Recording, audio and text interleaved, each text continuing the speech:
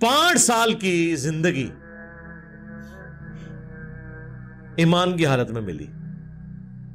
باپ امت کا فرعون اور بیٹا صحابی اکرمہ بن ابی جہل، ہم کہتے ہیں رضی اللہ تعالی عنہ. کیا بات ہے، ابو جہل کا نام بھی بولا جا رہا ہے آج تک ساتھ، اکرمہ نہیں بولا جاتا. صرف اکرمہ بولا جائے نا تو اس سے مراد ابن عباس کا شاگرد ہوتا ہے جو بخاری مسلم کا راوی ہے. ان کا نام ہمیشہ بولا جاتا ہے اکرمہ بن ابی جہل. ٹھیک ہے، تو میں جب بھی اس طرح کی قرآن میں یاد پڑھتا ہوں نا تو حضرت اکرمہ کا خیال آ جاتا ہے.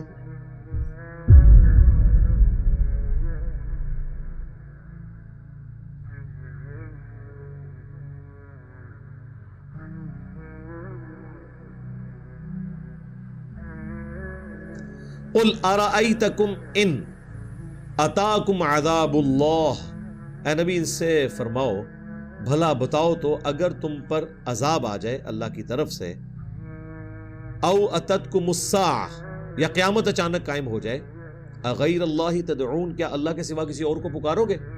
ان کنتم صادقین، اگر تم واقعی سچے ہو. بل ایاہ تدعون، بلکہ تم اسی کو پکارو گے.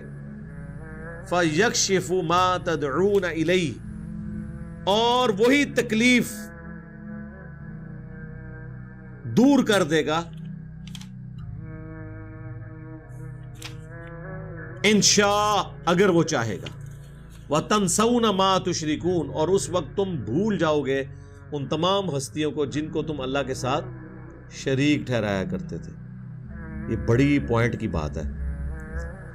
یہ حقیقت بات ہے کہ جب سب کچھ جواب مل جاتا ہے نا کہ ڈاکٹر کے اندر دعا ہی کرو جی، یہ ہے نا، یعنی حقیقت بات ہے. میں نے آج تک نہیں دیکھا کہ جب آپ دیکھیں مطلب مسلمان ٹریول کر رہے ہوتے ہیں یہ ایئر فلائٹس کے اندر، کبھی وہ ایئر پاکٹس آئی ہیں. میرے ساتھ تو خود بھی اس طرح کا تجربہ ہوا ہے کہ یہ تو ویڈیوز بھی لیک ہو جاتی ہیں. میرا تو خیال ہے CCTV کیمرے آوازوں والے لگے ہونے چاہیے ان فلائٹس میں جہاں ایئر پاکٹس آتی ہیں. وہاں تو لگتا ہے کہ جہاز گیا کہ گیا. ایئر پاکٹس یعنی ایسے گیپس آ جاتے ہیں یہ چائنا کی فلائٹ کے دوران اور ایسی جگہوں پہ کہ سیکنڈز میں جہاز جو ہے نا وہ 1-1.5 کلومیٹر نیچے آ جاتا ہے ایک دم، کیونکہ نیچے سے ایئر ختم ہو جاتی ہے. اسے ایئر پاکٹ کہتے ہیں. ایئر کی وجہ سے جہاز اڑ رہا ہے نا، ایئر ہی ختم ہو جائے ایک دم ہی نیچے آ جائے گا نا. یعنی سمندر میں بحری جہاز پانی کے تیر ہے، پانی تھلو کھینچ لو، اسی طریقے نہ کسی بندے تھلو زمین ہی کھینچ لو تو ایک دم وہ جہاز نیچے آتا ہے. اب جب ایک دم جہاز نیچے آتا ہے اور آپ نے اگر سیٹ بیلٹ نہ باندھی ہو، جا کے چھت سے لگیں گے آپ دھڑل کر کے. وہ پھر ان کو پتا ہوتا ہے، وہ پہلے ہی کہتے ہیں بھائی سیٹ بیلٹ باندھ کے رکھنی ہے آپ نے. وہ ایسے ایسے دل ڈول رہا ہوتا ہے، ایسے ایسے ہر چیز جو ہے وہ بندہ کہتا ہے جہاز. اور پھر جب طوفان آتا ہے نا تو وہ اس کے جہاز کے جو پر ہیں نا وہ اتنی تیزی سے پھڑپڑاتے ہیں. ظاہر ایک تنکا ہے نا جی ہوا کے اندر، تو اتنی بڑی انوائرمنٹ میں ایک مجھے بتائیں جہاز کیا ہے. اور جب تیز آندھی چلے اور اتنے بڑے اس کے پر ہیں، وہ اتنی زور سے پڑپڑاتے ہیں لگتا ہے کہ ابھی ٹوٹ گئے. وہ جہاز کا اگر پر کہیں تھوڑا سا بھی ٹوٹ جائے تو وہ جہاز نے تو گر ہی جانا ہے. تو اس وقت آپ دیکھیں لوگ کس طرح چیخو پکار کر رہے ہوتے ہیں. کوئی کلمہ پڑھ رہا ہوتا ہے لیکن سارے پکار رہے اللہ کو ہوتے ہیں. ادھر کوئی شخص کسی بابے کو نہیں پکارتا، سب اللہ کو پکارتے ہیں. بابوں والے بھی بابوں کو بھول جاتے ہیں. اور یہ تو اللہ تعالیٰ نے کہا کہ اے نبی ان سے فرماؤ. یہ تو کافروں سے اس وقت کہا جا رہا تھا نا، آج بھی یہی رول ہے. اس کانٹیکس میں وہ حدیث سنن نسائی کے اندر موجود ہے جو اکرمہ ابن ابی جہل کے ایمان لانے کا واقعہ ہے کہ فتح مکہ کے موقع پر حضور نے 4 بندوں کے بارے میں کہا تھا کہ یہ غلاف کعبہ میں بھی چھپے ہو، ان کو قتل کر دینا ہے، ان کا جرم اس بڑے لیول کا ہے. ان میں سے ایک اکرمہ بن ابی جہل تھے، ابو جہل کے بیٹے.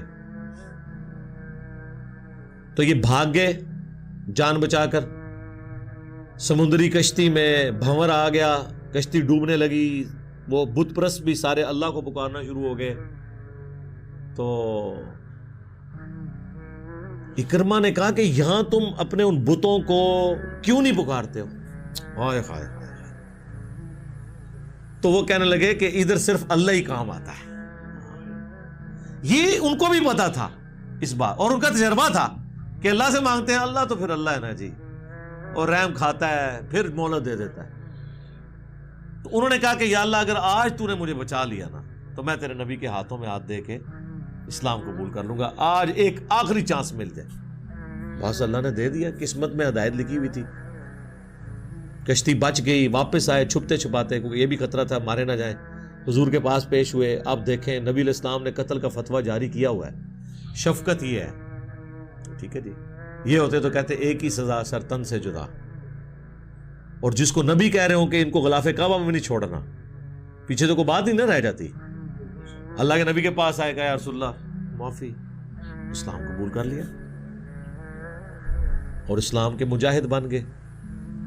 یعنی آپ دیکھ لیں 8 ہجری میں اسلام قبول کیا ہے، 13 ہجری میں جنگ یرموک میں رومن امپائر کے خلاف لڑتے ہوئے شہید ہو گئے. صرف 5 سال کی اسلام کی زندگی ہے اکرمہ بن ابی جہل کی، اور وہ بھی اسلام قتل کے فتووں کے بعد. ٹھیک ہے، یہ سمجھے نئی زندگی ملی، گویا کہ دنیا میں واپس آ گئے. 5 سال کی زندگی ایمان کی حالت میں ملی. باپ امت کا فرعون اور بیٹا صحابی اکرمہ بن ابی جہل، ہم کہتے ہیں رضی اللہ تعالی عنہ. کیا بات ہے، ابو جہل کا نام بھی بولا جا رہا ہے آج تک ساتھ، اکرمہ نہیں بولا جاتا. صرف اکرمہ بولا جائے نا تو اس سے مراد ابن عباس کا شاگرد ہوتا ہے جو بخاری مسلم کا راوی ہے. ان کا نام ہمیشہ بولا جاتا ہے اکرمہ بن ابی جہل. ٹھیک ہے، تو میں جب بھی اس طرح کی قرآن میں آیات پڑھتا ہوں نا تو حضرت اکرمہ کا خیال آ جاتا ہے ذہن میں. تو تم اسی کو پکارو گے اور جتنی ہستیاں جن کے بارے میں تم گمان کرتے تھے ان کو بھول جاؤ گے. اللہ ہی مدد فرمانے والا ہے. یہ دیکھ لیں جی، یہ اللہ نے انسان کی نیچر میں چیز رکھی ہے. یہ بابوں کا آپ لوگوں کو پڑھا رہے ہوتے ہیں نا، جو ایک چھوٹا بچہ ہے نا کسی بھی فرقے کا، اس پہ جب بھی کوئی مشکل آئے گی نا، اگر مسلمان کے گھر وہ بچہ پیدا ہوا ہے تو وہ اللہ ہی کو پکارتا ہے. جب تک کہ آپ اس کو یہ بتا نہ دیں کہ ٹیکا لگن لگے تو یا شیخ عبدالقادر پڑھ، وہ تکیے نا ویڈیو، وہ بچے کو پڑھایا ہوا ہے. ادروائز بچے تو سیدھے سے سوال کر لیتے ہیں نا. آپ جن بزرگوں کے بارے میں بڑے بڑے کلیم احترام کیے ہوئے ہیں تو بچے تو سیدھے سے سوال ان کے بارے میں کر لیں گے. آپ لوگوں نے کبھی سوچا بھی نہیں ہوگا کہ آپ سے کوئی ایسا پوچھ سکتا ہے. ٹھیک ہے، میں آپ کو اپنا بتاتا ہوں. ہم اسلام آباد میں جب گھر بنوا رہے تھے نا تو ہم نے جو مستری لگایا ہوا تھا نا وہ کرسچن تھا، پروٹیسٹنٹ کرسچنز جو ہے نا وہ بدعت اور اس طرح چیزوں میں نہیں پڑتے. بت وغیرہ یہ جو آپ کو عیسیٰ علیہ السلام کا بت اور مریم سلام اللہ علیہا کا بت ملتا ہے نا، یہ سب کچھ کیتھولک کے اندر ہے. وہ پروٹیسٹنٹ، ان کو وابی کہتے ہیں. عیسائی اپنے اندر وابی کہتے ہیں پروٹیسٹنٹس کو. حالانکہ ان کا شرک بھی بہت اوری ہے، وہ حضرت عیسیٰ کو خدا مانتے ہیں ڈائریکٹ. وہ کہتے ہیں یہ 2 in 1 ہے. لیکن عیسیٰ علیہ السلام کا بت نہیں بناتے، کوئی شبیہ نہیں، کوئی اس طرح کا معاملہ نہیں. تو وہ ہمارا جو مستری تھا نا، وہ جب ہم ریورٹ ہوئے تو کہنے لگا سر جی میں تو پہلے بھی سوچتا تھا کہ پڑھے لکھے بندے نے یہ جناب اتنے آندے تے جا کے مزار کو بابا مرے ہے جہدے کو جاندے نے. خیر وہ ہم بھی سجدہ کرنے تو نہیں جاتے تھے، لیکن وہ کہتا تھا کہ کیا کسی کو کیا دے سکتے ہیں.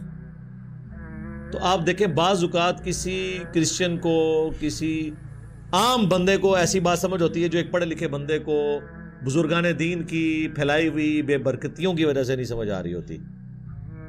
اس لیے تو میں ان بابے نے مگر ہویا کیونکہ انہوں نے تو ڈبوڑ لگے سن.